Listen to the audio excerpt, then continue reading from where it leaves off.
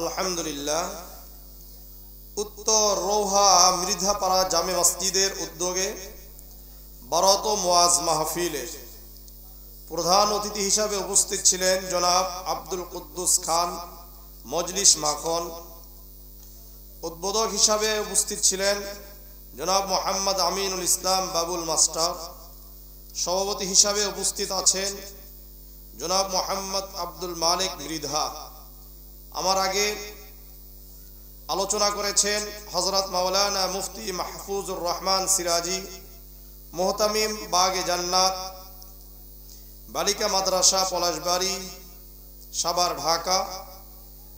দ্বিতীয় বক্তা হিসাবে আলোচনা করেছেন হযরত মাওলানা হুসাইন আহমদ সিরাজি, নূরে মদিনা, আহলে সুন্নাহ মাদ্রাসা, নাগরপুর, টাঙ্গাইল। আল্লাহ রাব্বুল আলামিন প্রত্যেকের আলোচনাগুলোর উপর আমাদেরকে আমল করার তৌফিক দান করেন। আল্লাহ রাব্বুল আলামিন দয়া করে মায়া করে আমাদেরকে জান্নাতের বাগানে বসার তৌফিক দান করেছেন। জামিআ তিরমিজির 3510 নম্বর হাদিস। عن أنس بن مالك رضي الله تعالى عنه قال قال رسول الله صلى الله عليه وسلم إذا مررتم برياض الجنة فارتعوا قالوا وما رياض الجنة قال حلق الذكر। আনাস ইবনে মালিক রাদিয়াল্লাহু তাআলা আনহু বর্ণনা করেন, আল্লাহর রাসূল সাল্লাল্লাহু আলাইহি ওয়াসাল্লাম বলেন, হে আমার সাহাবারা, যখন তোমরা জান্নাতের বাগান দেখবে, জান্নাতের বাগান দিয়ে অতিক্রম করবে, ওই জান্নাতের বাগানে অধিক সময় অবস্থান করো, ওই জান্নাতের বাগান থেকে পাকা পাকা ফল গ্রহণ করো। সাহাবারা বললেন, ইয়া রাসূলুল্লাহ, ইয়া হাবিবাল্লাহ, ওমা রিয়াজুল জান্নাহ, দুনিয়াতে জান্নাতের বাগান কোনটি? আল্লাহর রাসূল সাল্লাল্লাহু আলাইহি ওয়াসাল্লাম বললেন, হিলাকুজ জিকির, জিকিরের হালকা, ওয়াজ মাহফিল গুলো হলো জান্নাতের বাগান। আমরা কোথায় বসে আছি? জান্নাতের বাগানে বসে আছি। জামিআ তিরমিজির 3509 নম্বর হাদিস। عن أبي هريرة رضي الله تعالى عنه قال قال رسول الله صلى الله عليه وسلم إذا مررتم برياض الجنة فارتعوا قيل يا رسول الله وما رياض الجنة। আবু হুরায়রা রাদিয়াল্লাহু তাআলা আনহু বর্ণনা করেন, আল্লাহর রাসূল সাল্লাল্লাহু আলাইহি ওয়াসাল্লাম বলেন, হে আমার সাহাবারা, যখন তোমরা জান্নাতের বাগান দেখবে, জান্নাতের বাগান দিয়ে অতিক্রম করবে, ওই জান্নাতের বাগানে অধিক সময় অবস্থান করো, ওই জান্নাতের বাগান থেকে পাকা পাকা ফল গ্রহণ করো। সাহাবারা বললেন, ইয়া রাসূলুল্লাহ, দুনিয়াতে জান্নাতের বাগান কোনটি? আল্লাহর রাসূল বললেন, আল মাসাজিদ, দুনিয়াতে যত মসজিদ রয়েছে সকল মসজিদ হলো জান্নাতের বাগান। সুতরাং এই মাহফিল মসজিদের উদ্যোগে হয়েছে, মসজিদটাও হলো জান্নাতের বাগান, মাহফিলও হলো জান্নাতের বাগান। কথা বুঝে আসছে? সুতরাং আপনারা যারা এখানে জান্নাতের বাগানে বসে আছেন, তারা লাভবান হয়েছেন না ক্ষতিগ্রস্ত হয়েছেন? তো জান্নাতের বাগানে একটু লেগে লেগে বসলে বেশি ফায়দা আছে না? না দূরে বসে থাকলে বেশি ফায়দা? একটু কাছাকাছি আসেন তো, একটু কাছাকাছি আসেন। আপনারা উঠে আসেন, সামনের দিকে আসেন, সামনের দিকে। জান্নাতের বাগানে বসবেন, একটু কষ্ট করে একটু সামনের দিকে আসেন, আল্লাহ কবুল করবেন ইনশাআল্লাহ। শুনেন কিছু হাদিস শুনেন। এই যে বলা হলো দুটা হাদিসে জান্নাতের বাগান থেকে পাকা পাকা ফল গ্রহণ করা, এর অর্থ কি?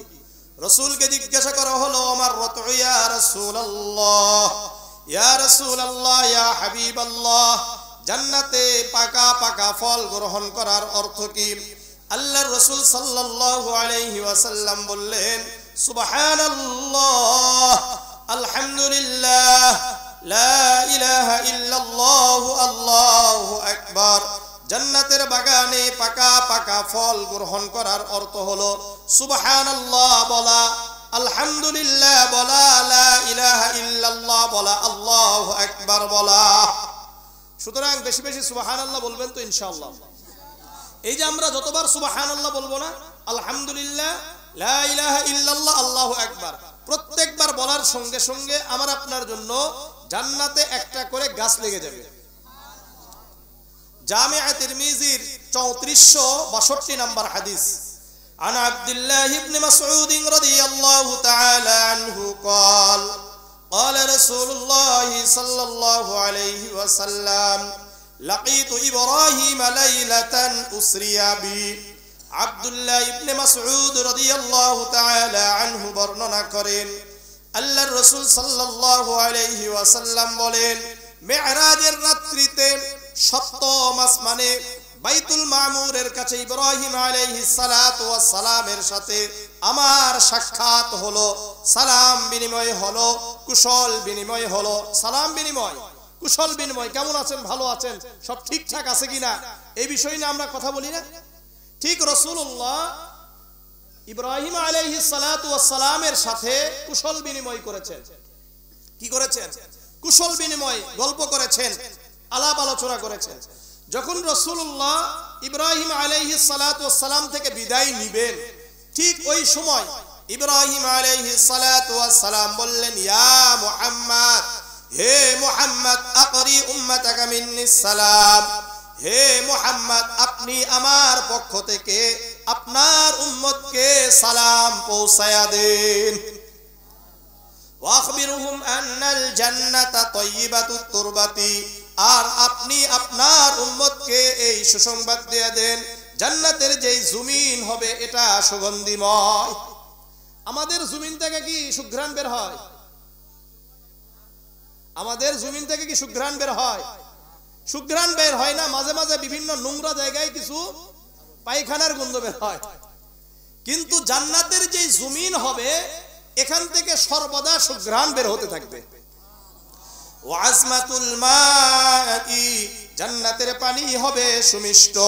ওয়ান্নাহা কিআন, জান্নাতের যে জমিন হবে এটা সমতল, এখানে কোনো গাছ গাছালি নাই, কোনো চারা গাছ নাই, কোনো ফলমূল নাই। ইব্রাহিম আলাইহিস সালাতু ওয়াস সালাম বললেন, আপনার উম্মত যদি জান্নাতে চারা গাছ লাগাইতে চায়, জান্নাতে যাওয়ার পরে ফল মূল খেতে চায়, তাহলে আপনার উম্মত যেন বলে সুবহানাল্লাহ, আলহামদুলিল্লাহ, লা ইলাহা ইল্লাল্লাহ, আল্লাহু আকবার। আপনার উম্মত যখন বলবে সুবহানাল্লাহ, সঙ্গে সঙ্গে জান্নাতে একটি করে চারা গাছ লেগে যাবে। আবার আপনার উম্মত যখন বলবে আলহামদুলিল্লাহ, সঙ্গে সঙ্গে জান্নাতে একটি করে চারা গাছ লেগে যাবে। আপনার উম্মত যখন বলবে লা ইলাহা ইল্লাল্লাহ, সঙ্গে সঙ্গে জান্নাতে একটি করে চারা গাছ লেগে যাবে। আপনার উম্মত যখন বলবে আল্লাহু আকবার, সঙ্গে সঙ্গে জান্নাতে আরেকটি চারা গাছ লেগে যাবে। কারা কারা চারা গাছ লাগাইতে চান? তাহলে বেশি বলবেন না অল্প বলবেন? আপনাদের মধ্যে কে কে আছে যে জান্নাতে গিয়া খেজুর গাছ টান, যেখান থেকে খালি খেজুর খাবেন? খেজুর খাবেন না? হায় হায়, খেজুরের দাম বেশি না কম? তাহলে খেজুর গাছ দরকার নাই। কারা কারা চান আবার বলেন? তাহলে আমল করবেন। তাহলে খেজুর গাছ কিভাবে লাগাবেন? জামিআ তিরমিজির 3465 নম্বর হাদিস। الله عن جابر بن عبد الله رضي الله تعالى عنه قال قال رسول الله صلى الله عليه وسلم من قال سبحان الله العظيم وبحمده। জাবির ইবনে আব্দুল্লাহ রাদিয়াল্লাহু তাআলা আনহু বর্ণনা করেন, আল্লাহর রাসূল সাল্লাল্লাহু আলাইহি ওয়াসাল্লাম বলেন, যে ব্যক্তি একবার বলবে সুবহানাল্লাহিল আযীম ওয়া বিহামদিহি, বলেন সুবহানাল্লাহিল আযীম ওয়া বিহামদিহি, সবাই বলেন আযীম ওয়া বিহামদিহি, সুবহানাল্লাহিল আযীম ওয়া বিহামদিহি। এই যে বলছেন না আপনারা, কয়বার বলছেন? 3 বার। আল্লাহর রাসূল বলেন ওরিসাত লাহু নাখলাতুন ফিল জান্নাহ, যারা যারা তিনবার সুবহানাল্লাহিল আযীম ওয়া বিহামদিহি বলেছে প্রত্যেকের জন্য তিনটি করে খেজুর গাছ জান্নাতে লাগানো হয়েছে। এই যে জান্নাতে গাছগুলো লাগালেন, এগুলো কি ছোট না বড়? কত বড়? অনেক বড়, হিসাব নাই। হিসাবটা বলি, হ্যাঁ।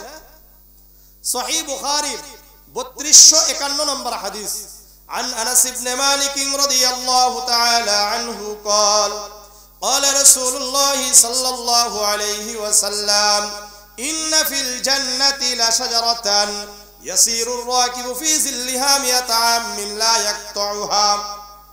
আনাস ইবনে মালিক রাদিয়াল্লাহু তাআলা আনহু বর্ণনা করেন, আল্লাহর রাসূল সাল্লাল্লাহু আলাইহি ওয়াসাল্লাম বলেন, হে আমার উম্মত, তোমরা যে সুবহানাল্লাহ, আলহামদুলিল্লাহ, লা ইলাহা ইল্লাল্লাহ, আল্লাহু আকবার বিনিময়ে এবং সুবহানাল্লাহিল আযীম ওয়া বিহামদিহির বিনিময়ে জান্নাতে যেই গাছগুলো লাগাও, এটা কত বড় জানো নাকি?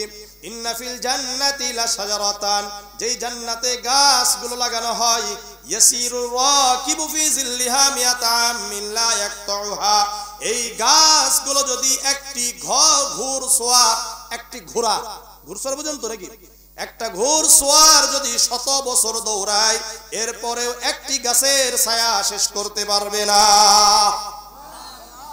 তাহলে কত বড় গাছ হবে? এই গাছগুলো দরকার না? দরকার আছে। তাহলে প্রতিদিন আমরা কমপক্ষে 800, 1000, 2000 করেও লাগা হইতে পারি কি পারি না? পারেন কি পারেন না? তাহলে কিভাবে করবেন? জামিআ তিরমিজির 3471 নম্বর হাদিস, عن عمرو بن شعيب عن أبيه عن جده أن رسول الله صلى الله عليه وسلم قال من سبح الله 100 بالغداة و100 بالعشي। আমর ইবনে শুআইব তার বাবা থেকে বর্ণনা করেন, উনি তার বাবা থেকে বর্ণনা করেন, আল্লাহর রাসূল বলেন, যে ব্যক্তি সকালে 100 বার সুবহানাল্লাহ বলবে, সন্ধ্যায় 100 বার সুবহানাল্লাহ বলবে, সকালে কতবার, সন্ধ্যায় কতবার, কি বলবেন? সুবহানাল্লাহ বলবেন। কানা কামান হাজ্জা 100 মাররাতিন, ওই ব্যক্তি যেন 100 হজ আদায় করার সমতুল্য সওয়াব পেয়ে গেল।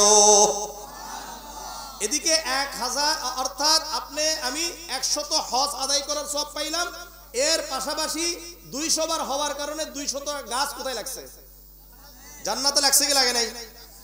ওমান হামিদাল্লাহ 100 বিল গাদাতি ওয়া 100 বিল আশিয়্যি, আর যে ব্যক্তি সকালে 100 বার আলহামদুলিল্লাহ বলবে, সন্ধ্যায় 100 বার আলহামদুলিল্লাহ বলবে, কানা কামান হামালা আলা 100 ফারাসিন আও ক্বালা গাযা 100 গাযওয়াতিন, ওই ব্যক্তি যেন আল্লাহর রাস্তায় 100 ঘোড়া দান করার সওয়াব পেয়ে গেল।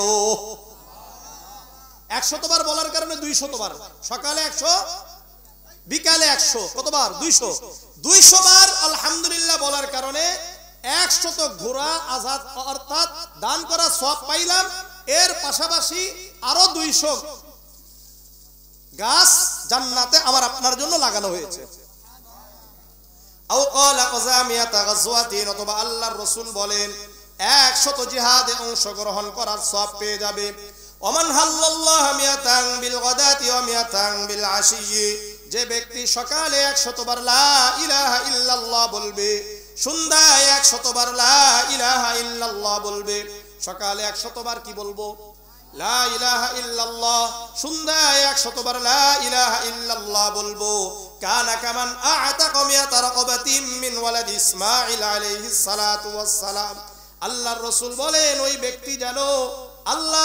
ব্যক্তি যেন ইসমাঈল আলাইহিস সালাতু ওয়াস সালামের বংশধরদের মধ্য হতে যারা গোলাম হয়ে গেছে, এরকম 100 গোলাম আজাদ করার সওয়াব পেয়ে যাবে।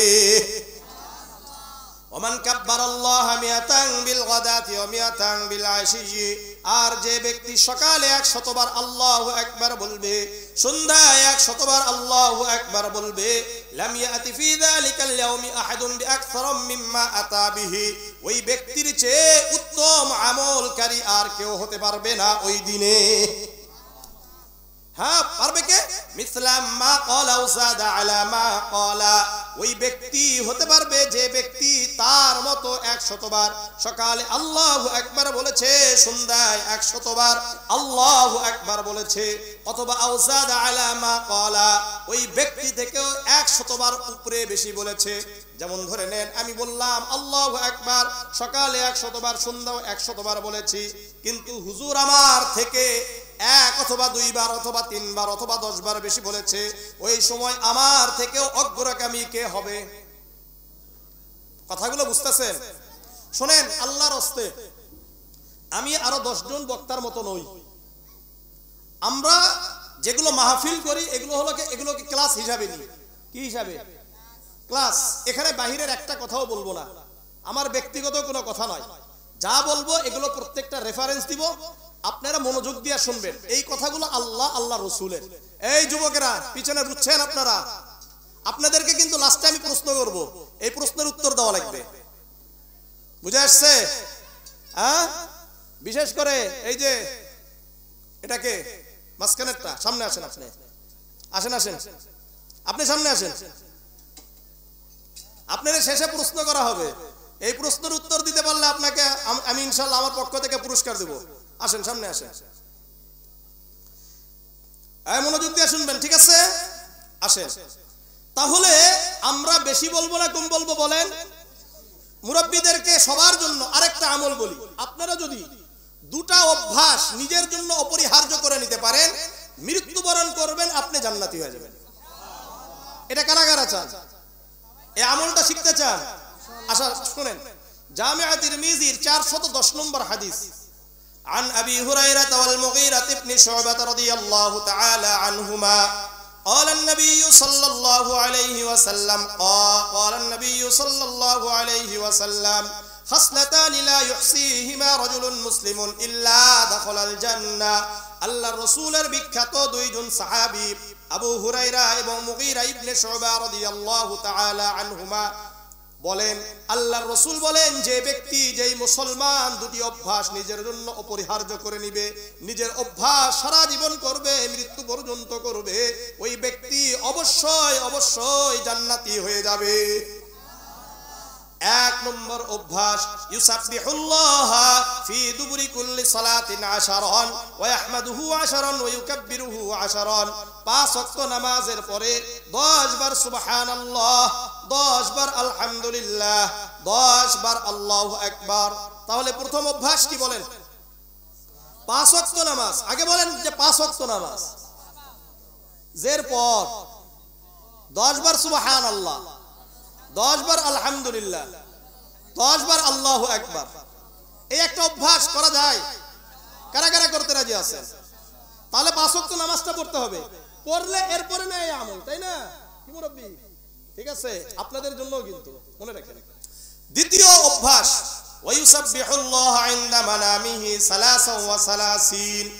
ঘুমানোর আগে, যখন আমরা রাতে ঘুমাইতে যাই না, এই রাতে যখন ঘুমাইতে যাই এই সময় ইউসাব্বিহুল্লাহ ইনদা মানামিহি 33, 33 বার সুবহানাল্লাহ, ওয়া ইয়াহমাদুহু 33, 33 বার আলহামদুলিল্লাহ, ওয়া ইউকাব্বিরুহু 34, 34 বার আল্লাহু আকবার। তাহলে দ্বিতীয় অভ্যাস, ঘুমানোর আগে 33 বার সুবহানাল্লাহ, 33 বার আলহামদুলিল্লাহ, 34 বার আল্লাহু আকবার। এই আমল করা যায়। আর আলোচনার শেষে আরেকটা আমল বলে দিব, যে আমল করলে আপনাকে কোনোদিন কেউ জাদুটোনা করতে পারবে না, কোনো জিন আপনাকে স্পর্শ করতে পারবে না, কোনোদিন এই ভয় থাকবে না। এবং যে মা বোনেরা আপনাদের সন্তানদের জন্য এই আমল করবেন, কখনো আপনার সন্তানরা রাতেও কাঁদবে না। এটা রাসূলের হাদিস, আমি হাদিস থেকে বলবো, নিজের থেকে কিছু বলবো না। একটা বলে গেলাম, ব্যাপারটা এমন নয়, ঠিক আছে ইনশাআল্লাহ। এই যে দেখেন, আমরা এখানে বসছি না, আর যারা বাহিরে বসছে, এই দুটার মধ্যে পার্থক্য কি? পার্থক্য আছে? কি পার্থক্য শোনেন। সহিহ মুসলিমের 6748 নম্বর হাদিস, عن أبي هريرة وأبي سعيد الخدري رضي الله تعالى عنهما أنهما شهدا على النبي صلى الله عليه وسلم قال লা ইয়াকউদু কওমুন ইয়াযকুরুনাল্লাহ। আল্লাহর রাসূলের বিখ্যাত দুইজন সাহাবী আবু হুরায়রা এবং আবু সাঈদ খুদরি রাদিয়াল্লাহু তাআলা আনহুমা সাক্ষ্য প্রদান করেন, আল্লাহর রাসূল বলেন লা ইয়াকউদু কওমুন ইয়াযকুরুনাল্লাহ, যারা একমাত্র আল্লাহ তাআলার জন্য জিকিরের হালকায় বসে, ওয়াজ মাহফিলের প্যান্ডেলের মধ্যে বসে, কোথায়? ওয়াজ মাহফিলের প্যান্ডেলের ভিতরে বসে, এদের জন্য আল্লাহ রাব্বুল আলামিনের পক্ষ থেকে 4টা পুরস্কার আছে। কয়টা পুরস্কার? এর ভিতরে যারা থাকবে, 1 নম্বর ইল্লা হাফাতহুমুল মালাইকা, যতক্ষণ পর্যন্ত মাজলিসে বসে থাকবেন এই মাজলিসকে আল্লাহর ফেরেশতারা বেষ্টন করে রাখবে। এখন আমরা কোথায় আছি? ফেরেশতাদের বেষ্টনের মধ্যে আছি। আর যারা বাইরে আছে তারা ফেরেশতাদের বেষ্টনের বাইরে আছে। ওয়াগাশিয়াতুহুমুর রাহমা, আল্লাহ রাব্বুল আলামিনের রহমত ঢেকে রাখেন। 3 নম্বর ওয়ানাযালাত আলাইহিমুস সাকিনাহ, আল্লাহর পক্ষ থেকে সাকিনা শান্তি বর্ষিত হতে থাকে। 4 নম্বর ওয়াযাকারাহুমুল্লাহু ফী মান ইনদা, এখানে যারা বসে আছেন এদেরকে নিয়ে আল্লাহ রাব্বুল আলামিন ফেরেশতাদের মাজলিসে গর্ব করছেন। তাহলে যারা ভিতরে বসছেন তাদেরকে নিয়ে গর্ব করেন কে? যারা বাইরে আছে তাদেরকে নিয়ে গর্ব করে কে? শয়তান। কে বলেন? কারণ মাজলিস, এরা কার মাজলিস? জান্নাত, তাই না? এদেরকে নিয়ে গর্ব করেন কে? আল্লাহ। আর এর বাইরে যারা আছে এদেরকে নিয়ে গর্ব কারা কারা? শয়তান করে। কথা বুঝে আসছে? লাস্ট পর্যন্ত কারা কারা বসতে রাজি আছে? তাদের জন্য একটা হাদিস বলবো, যারা লাস্ট পর্যন্ত বসবেন না তাদের জন্য হাদিস নাই। এখন বলেন লাস্ট পর্যন্ত কারা কারা বসবেন ইনশাআল্লাহ? হাত উঠে না, মানে রাজি নাই। তাহলে শুনবেন তো আগে হাদিসটা। মুসনাদে আহমদের 12453 নম্বর হাদিস, عن انس بن مالك رضي الله تعالى عنه قال قال رسول الله صلى الله عليه وسلم ما من قوم اجتمعوا يذكرون الله لا يريدون بذلك الا وجهه الا ناداهم مناد من السماء أن قوموا مغفورا لكم وقد بدلت سيئاتكم حسنات। আনাস ইবনে মালিক রাদিয়াল্লাহু তাআলা আনহু বর্ণনা করেন, আল্লাহর রাসূল সাল্লাল্লাহু আলাইহি ওয়াসাল্লাম বলেন, যারা একমাত্র আল্লাহকে খুশি করার জন্য একত্রিত হয়ে আল্লাহ তাআলাকে স্মরণ করে, অন্য কোনো উদ্দেশ্য থাকে না, ইল্লা নাদাহুম মুনাদিম মিনাস সামাই, আসমান থেকে একজন ফেরেশতা ঘোষণা করতে থাকে, আন কুমু মাগফুরাল লাকুম, মাহফিল শেষ করে এমন ভাবে বাড়িতে ফিরে যাবে আল্লাহ রাব্বুল আলামিন তোমাদের গুনাহগুলো ক্ষমা করে দিবেন। ওয়াকাদ বুদ্দিলাস সাইয়্যাতুকুম হাসানাত, গুনাহগুলো নেকি দ্বারা পরিবর্তন করে দিবেন। তাহলে শেষ পর্যন্ত বসে গুনাহ ক্ষমা করতে চান কারা কারা? সবাই ইনশাআল্লাহ? সবাই? দেখেন আমি বেশি রাত করব না, যত তাড়াতাড়ি শেষ করা যায়, ঠিক আছে? কারণ ফজরের সালাত আদায় করা এটা জরুরি। কি বলেন? কারণ সারা রাত ওয়াজ করলাম, ফজরের নামাজ জামাতে পড়লাম না, শূন্য। বুঝে আসছে? সারা রাত ঘুমাইছেন, ফজরের নামাজ জামাতের সাথে আদায় করেছেন, সারা রাত ইবাদত করার সওয়াব আল্লাহ আমাদেরকে দিবেন। সহিহ মুসলিমের 656 নম্বর হাদিস, عن عثمان بن عفان رضي الله تعالى عنه قال سمعت رسول الله صلى الله عليه وسلم يقول من صلى العشاء في جماعة فكأنما قام نصف الليل। উসমান ইবনে আফফান রাদিয়াল্লাহু তাআলা আনহু বলেন, আমি আল্লাহর রাসূলকে বলতে শুনেছি, আল্লাহর রাসূল বলেন, যে ব্যক্তি ইশার নামাজ জামাতের সাথে আদায় করেছে, কি আবার বলেন, ইশার নামাজ জামাতের সাথে আদায় করেছে, ফাকান্নামা কামা নিসফাল লাইল, ওই ব্যক্তি যেন অর্ধরাত্রি ইবাদতে কাটিয়ে দিয়েছে। অর্ধরাত্রি ইবাদত করার সওয়াব সে অর্জন করেই নিয়েছে। ওমান সাল্লাস সুবহা ফি জামাআতিন ফাকান্নামা সাল্লাল লাইলা কুল্লাহু, আর যে ব্যক্তি 5 ওয়াক্ত আর যে ব্যক্তি ফজরের নামাজ জামাতের সাথে আদায় করলো, ওই ব্যক্তি যেন সারা রাত ইবাদত করার সওয়াব পেয়ে গেল। কারা কারা চান সারা রাত ইবাদত করার সওয়াব পেতে? আপনাদের মধ্যে কে কে আছে বলেন যে আপনাকে আমাকে নিয়ে আল্লাহ তাআলা ফেরেশতাদের মাঝে প্রতিদিন সকালে এবং বিকালে আমাদেরকে নিয়ে আলোচনা করুক, এরকম কে কে আছে? সবাই আছেন? যারা যারা আছেন তারা উঠান, আর যারা চান না যে আল্লাহ আমাদেরকে নিয়ে আলোচনা করুক তাদের দরকার নেই। এখন বলেন কারা কারা চান আল্লাহ আমাদেরকে নিয়ে ফেরেশতাদের মাঝে আলোচনা করুক, এরকম কে কে আছে? সবাই আছেন? হয়তো আল্লাহ আলোচনা করবে, না হলে কে করবে? শয়তান করবে। আসেন সহিহ বুখারী 555 নম্বর হাদিস, عن أبي هريرة رضي الله تعالى عنه قال قال رسول الله صلى الله عليه وسلم يتعاقبون فيكم ملائكة بالليل وملائكة بالنهار। আবু হুরায়রা রাদিয়াল্লাহু তাআলা আনহু বর্ণনা করেন আল্লাহর রাসূল সাল্লাল্লাহু আলাইহি ওয়াসাল্লাম বলেন, রাত আর দিনের ফেরেশতারা পালা বদল করে। কি করে?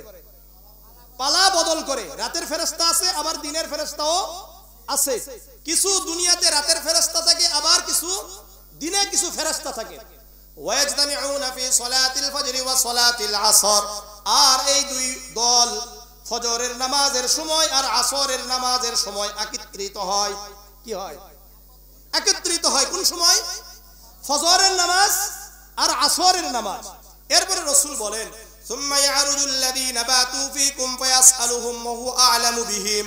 তোমাদের মাঝে রাতের যে ফেরেশতারা ছিল ফজরের সময় আল্লাহ রাব্বুল আলামিনের কাছে চলে যায়। সারা রাত এখন কি আমাদের কাছে ফেরেশতা আছে কি নাই? আমাদের এখানে কিন্তু ফেরেশতা আছে। এই ফেরেশতারা সারা রাত থাকবে। ফজরের নামাজ যেই শেষ হয়ে যাবে এই সময় এই ফেরেশতারা আল্লাহর কাছে যাবে। আর কারা আসবে? দিনের ফেরেশতারা আসবে। যখন ফজরের সময়ের ফেরেশতারা চলে গেল না, তখন আল্লাহ জিজ্ঞাসা করবে, কাইফা তারাকতুম ইবাদি। আল্লাহ জানে কিন্তু, ফায়াসআলুহুম ওয়া হুয়া আ'লামু বিহিম। আল্লাহ রাব্বুল আলামিন আমাদের সম্পর্কে জানে। এরপরেও আমাদের মর্যাদা বৃদ্ধি করার জন্য আল্লাহ রাব্বুল আলামিন ফেরেশতাদেরকে বলেন, কাইফা তারাকতুম ইবাদি, এই আমার ফেরেশতারা তোমরা আমার বান্দাদেরকে কি অবস্থায় রেখে আসলা? কি অবস্থায় রেখে আসছো তোমরা? তোমরা যে আমার বান্দাদের কাছ থেকে আসলা, কি অবস্থায় রেখে এসেছো? এখন এই ফেরেশতারা বলে, তারাকনাহুম ওয়া হুম ইউসাল্লুন ওয়া আতাইনাহুম ওয়া হুম ইউসাল্লুন। আয়া রাব্বুল আলামিন, আমরা যখন তাদের কাছ থেকে আসলাম ফজরের সালাত তারা আদায় করছিল। কি করছিল? ফজরের সালাত আদায় করছিল। ওয়া আতাইনাহুম ওয়া হুম ইউসাল্লুন। আর গতকাল আসরের সময় যখন গিয়েছিলাম তখনও তারা নামাজরত অবস্থায় ছিলেন। এর ব্যাপারে আল্লাহ তাআলা কি আলোচনা করছেন? ফেরেশতারা কি বলল? আয় আল্লাহ, যখন আমরা দুনিয়াতে গিয়েছিলাম তখনও তাদেরকে নামাজরত অবস্থায় সাজদারত অবস্থায় পেয়েছিলাম। আবার যখন আমরা আপনার কাছে আসলাম তখনও তাদেরকে নামাজরত অবস্থায় ছেড়ে আসলাম। বাবা যখন জিজ্ঞাসা করে মাকে, এই আমার ছেলে কি করে? দেখলাম পড়াশোনা করতেছে। বাবা খুশি হয় না? খুশি হয় না? খুশি হয় কি হয় না? আল্লাহ যখন শুনবে আমার বান্দারা আমাকে সাজদারত অবস্থায় আছে, তখন আল্লাহ খুশি হবে কি হবে না? এই জন্য ফজরের সালাত মিস করা যাবে না। যারা ফজরের সালাত আদায় করবে এরা আল্লাহ তাআলার জিম্মাদারিতে থাকে। এদেরকে কেউ যদি কষ্ট দেয় কিয়ামতের ময়দানে আল্লাহ স্বয়ং তাদেরকে ধরবে। জামিআ তিরমিজি 2164 নম্বর হাদিস, عن أبي هريرة رضي الله تعالى عنه قال قال رسول الله صلى الله عليه وسلم من صلى الصبح فهو في ذمة الله। আবু হুরায়রা রাদিয়াল্লাহু তাআলা আনহু বর্ণনা করেন আল্লাহর রাসূল সাল্লাল্লাহু আলাইহি ওয়াসাল্লাম বলেন, যে ব্যক্তি ফজরের নামাজ আদায় করলো ওই ব্যক্তি আল্লাহ তাআলার দায়িত্বে চলে গেল। ফালা ইতবিআন্নাকুমুল্লাহু বিশাইইম মিন জিম্মাতিহি। আল্লাহর রাসূল বলেন, যে ব্যক্তি আল্লাহ তাআলার দায়িত্বে থাকে ওই ব্যক্তিকে যদি কেউ কষ্ট দেয় আল্লাহ রাব্বুল আলামিন স্বয়ং তাকে কষ্ট দিবে। তাহলে আমরা যারা ফজরের সালাত আদায় করি আমরা কার জিম্মাদারিতে থাকি? আমাদেরকে যদি কেউ কষ্ট দেয় আল্লাহ তাকে ধরবে কি ধরবে না? এই জন্য ফজরের নামাজ পড়বো তো ইনশাআল্লাহ। দুই একটা হাদিস বললাম, আমরা ইনশাআল্লাহ শেষ পর্যন্ত আলোচনা শুনে এরপরে যাওয়ার জন্য চেষ্টা করব ইনশাআল্লাহ। আমার মূল আলোচনায় আসি। সূরা বানী ইসরাঈলের 23 নম্বর আয়াত নিয়ে আমি সংক্ষিপ্ত আলোচনা করব ইনশাআল্লাহ। এটার মধ্যে আপনাদের লাভ হবে যদি মনোযোগ দিয়ে শুনেন। وَقَضَى رَبُّكَ أَلَّا تَعْبُدُوا إِلَّا إِيَّاهُ وَبِالْوَالِدَيْنِ إِحْسَانًا। আল্লাহ রাব্বুল আলামিন বলেন, আপনার রব এটা ফয়সালা করেছেন, সিদ্ধান্ত নিয়েছেন তোমরা একমাত্র আল্লাহর ইবাদত করবা। আল্লাহর ইবাদত ছাড়া আর অন্য কারো ইবাদত করা যাবে না। একমাত্র ইবাদত করতে হবে কার? ওয়াবিল ওয়ালিদাইনি ইহসানা, পিতা মাতার খিদমত, পিতা মাতার সাথে ভালো আচরণ করতে হবে। এক নম্বর কথা, ইবাদত করব কার? আল্লাহ রাব্বুল আলামিন সূরাতুজ জারিয়ার 56 নম্বর আয়াতে বলেন, ওয়ামা খালাকাতুল জিন্না ওয়াল ইনসা ইল্লা লিয়াবুদুন। আমি মানব জাতিকে এবং জিন জাতিকে শুধুমাত্র আমার ইবাদতের জন্য সৃষ্টি করেছি, অন্য কারো দাসত্ব করার জন্য সৃষ্টি করি নাই। একমাত্র আমাদের ইবাদত হবে কার জন্য? আমরা সাজদা করব কাকে? আমরা রুকু করব কাকে? একমাত্র বিধান মানব কার? আল্লাহর। আল্লাহ রাব্বুল আলামিন সূরা আনআমের 162 নম্বর আয়াতে বলেন, কুল ইন্না সলাতি ওয়া নুসুকি ওয়া মাহইয়ায়া ওয়া মামাতি লিল্লাহি রাব্বিল আলামিন। হে নবী বলেন, কুল ইন্না সলাতি, আমার নামাজ, আমার রুকু, আমার সিজদা, ওয়া নুসুকি, আমার কুরবানি, ওয়া মাহইয়ায়া, আমার জীবন, ওয়া মামাতি, আমার মৃত্যু, লিল্লাহি রাব্বিল আলামিন, ওই রবের জন্য যেই রব সমস্ত জগতের প্রতিপালক। এই জন্য সেজদা করব আল্লাহকে, অন্য কাউকে সেজদা করা যাবে না। মাজারে সেজদা করা যায় না, পীরকে সেজদা করা যায় না, শিক্ষককে সেজদা করা যায় না, বাবা মাকে সেজদা করা যায় না, রাসূলকে সেজদা করা যায় না, কাউকে সেজদা করা যায় না। একমাত্র আমার আপনার সেজদা হবে কার জন্য? আল্লাহর জন্য। আল্লাহ ছাড়া অন্য কারো কাছ থেকে কোনো কিছু চাওয়া যাবে না। সন্তান যদি চাইতে হয় কার কাছে চাবো? যদি রিজিক চাই কার কাছে চাবো? আল্লাহর কাছে চাইতে হবে। আল্লাহর সাথে কাউকে শরীক করা যায় না। শরীক করা যাবে? আল্লাহর সাথে কাউকে শরীক করা যায় না। এই জন্য রাসূলের একটা হাদিস শুনেন, সহিহ বুখারীর 2856 নম্বর হাদিস, 2856 কত হলো? 2856 নম্বর হাদিস। عن معاذ بن جبل رضي الله تعالى عنه قال كنت رديف النبي صلى الله عليه وسلم على حمار يقال له عفير। মুআজ ইবনে জাবাল রাদিয়াল্লাহু তাআলা আনহু বর্ণনা করেন, উনি বলেন একদিন আল্লাহর রাসূল সাল্লাল্লাহু আলাইহি ওয়াসাল্লাম যেই গাধার উপর বসেছিলেন, ওই গাধার নাম হলো উফায়ের। নাম কি? উফায়ের। আল্লাহর রাসূল যে গাধাতে উঠতেন নাম কি? উফায়ের। এই গাধাতে রাসূল বসেছেন, পিছনে আমি বসে আছি, বিভিন্ন কথাবার্তা চলছে। হঠাৎ আল্লাহর রাসূল বললেন, ইয়া মুআজ হাল তাদরি হাক্কাল্লাহি আলা ইবাদিহি ওয়া মা হাক্কুল ইবাদি আলা আল্লাহ। হে মুআজ, তুমি কি জানো বান্দার উপর আল্লাহর কি কি অধিকার আছে? আমাদের উপর আল্লাহর অধিকার কি? কি জিজ্ঞাসা করছে? বান্দার উপরে আল্লাহর অধিকার কি কি আছে? ওমা হাক্কুল ইবাদি আলা আল্লাহ, আর আল্লাহর উপর বান্দার কি কি অধিকার আছে? বলতো আল্লাহ ওয়া রাসূলুহু আলাম। মুআজ ইবনে জাবাল রাদিয়াল্লাহু তাআলা আনহু বলেন, আল্লাহ এবং তার রাসূলই ভালো জানেন অধিকারগুলো কি কি। আল্লাহর রাসূল বলেন, হে মুআজ, মনোযোগ দিয়ে শোনো এবং কিয়ামত পর্যন্ত যত উম্মত আসবে তাদেরকেও জানিয়ে দাও। ফাইন্না হাক্কাল্লাহি আলাল ইবাদি আইয়াবুদুহু ওয়া লা ইউশরিকু বিহি শাইআন। বান্দার উপর আল্লাহর অধিকার হলো বান্দারা একমাত্র ইবাদত করবে কার? আল্লাহর ইবাদত করবে, আল্লাহর সাথে কাউকে শরীক করবে না, আল্লাহর সাথে কাউকে শরীক করবে না, আল্লাহর সাথে কাউকে অংশীদার বানাবে না। সিজদা একমাত্র আল্লাহকে করবে, রুকু করবে একমাত্র আল্লাহকে, যা চাইবে একমাত্র আল্লাহর কাছে চাইবে। এটা অধিকার হলো আমাদের উপর। অধিকার কার? আল্লাহর। আমরা ইয়াকা না'বুদু ওয়া ইয়াকা নাস্তাঈন, আমরা একমাত্র আপনারই ইবাদত করি, আর সাহায্য চাইবো কার কাছে? আল্লাহর কাছে চাইবো, অন্য কারো কাছে সাহায্য চাওয়া যাবে না। ওমা হাক্কুল ওয়া হাক্কুল ইবাদি আলাল্লাহ, এখন আমরা যদি আমাদের অধিকার, আমাদের উপর আল্লাহর যে অধিকার, ইবাদত করলাম আর শরীক করলাম না, এই অধিকার পালন করলাম, এখন আল্লাহর উপর আমাদের অধিকার কি? আল্লাহ ইউআযযিবা মান লা ইউশরিকু বিহি, যে ব্যক্তি আল্লাহর ইবাদত করবে, আল্লাহর সাথে কাউকে শরীক করবে না, ওই ব্যক্তিকে আল্লাহ রাব্বুল আলামিন জাহান্নাম দিবে না, শাস্তি দিবে না। তাহলে ইবাদত হবে কার? আল্লাহ। শুনেন, দুনিয়া ধ্বংসকারী, আখিরাত ধ্বংসকারী 7টা বিষয় রয়েছে। কয়টা? আবার বলেন কয়টা? 7টা। সহিহ বুখারীর 2766 নম্বর হাদিস, 2 7 আর ডবল 6, তাই না? মাশাআল্লাহ, এই তো বুঝেন। عن أبي هريرة رضي الله تعالى عنه قال قال رسول الله صلى الله عليه وسلم اجتنبوا السبع الموبقات।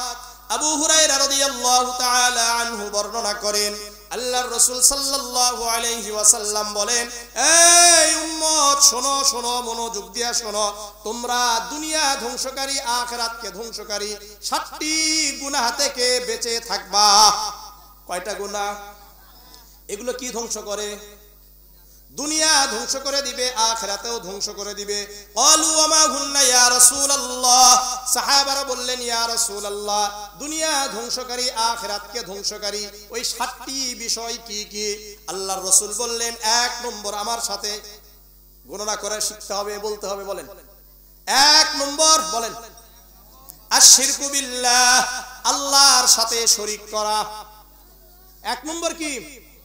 আল্লাহর সাথে শরীক করলে আমার আপনার দুনিয়াও ধ্বংস হয়ে যাবে, আখিরাতেও ধ্বংস হয়ে যাবে। 2 নম্বর ওয়াসসিহরু, জাদু টোনা করা। কি করা? জাদু টোনা করলে আমার আপনার দুনিয়াও ধ্বংস, আখিরাতেও ধ্বংস হয়ে যাবে। 3 নম্বর ওয়াকাতলুন নাফসিল্লাতী হারামাল্লাহু ইল্লা বিল হক, আল্লাহ রাব্বুল আলামিন যা হারাম করেছেন এদেরকে হত্যা করা। কি করা? আমরা হত্যা করি না? মানুষ হত্যা করি না? আরে মানুষ হত্যা হয় কি হয় না?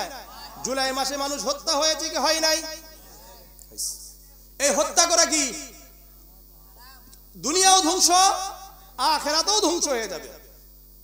4 নম্বর ওয়াকলুর রিবা, সুদ খাওয়া। আমার আপনার এলাকার মধ্যে সুদ খাওয়া আছে কি নাই?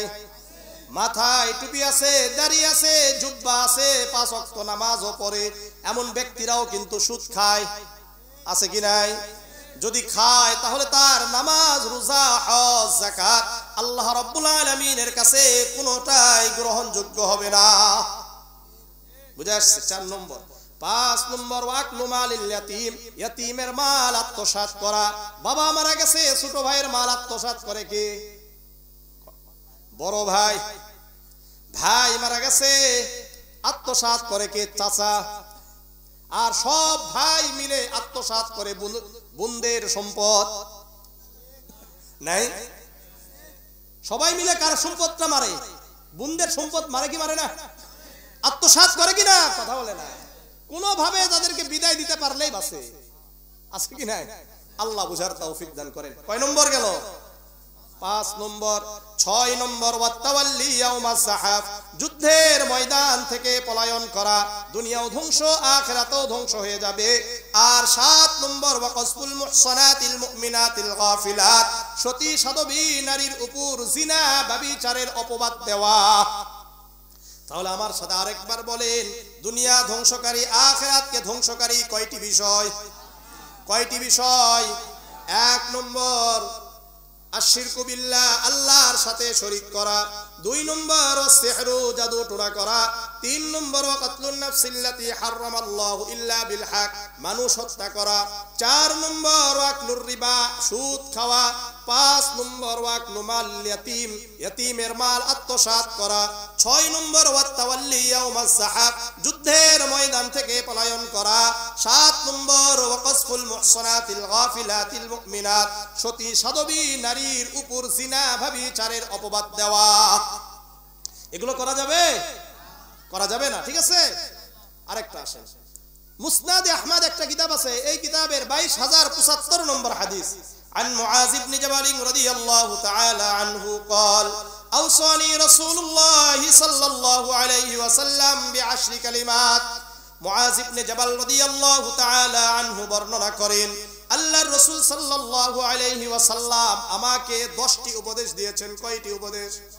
10টি উপদেশ দিয়েছেন। আবার বলেন কয়টি উপদেশ? 10টি উপদেশ দিয়েছেন। 1 নম্বর, লা তুশরিক বিল্লাহি শাইআন, আল্লাহর সাথে কাউকে শরীক করবা না, আল্লাহর সাথে কাউকে শরীক করবা না। ওয়াইন কুতিলতা হুররিকতা, যদিও তোমাকে হত্যা করা হয় অথবা আগুনে জ্বালিয়ে দেওয়া হয়, আগুনে জ্বালিয়ে দিলেও অথবা হত্যা করলেও এরপরে আল্লাহর সাথে কাউকে শরীক করব না। মনে থাকবে ইনশাআল্লাহ। 2 নম্বর, ওয়ালা তাউকুন্না ওয়ালিদাইক, পিতা মাতার অবাধ্য হবে না।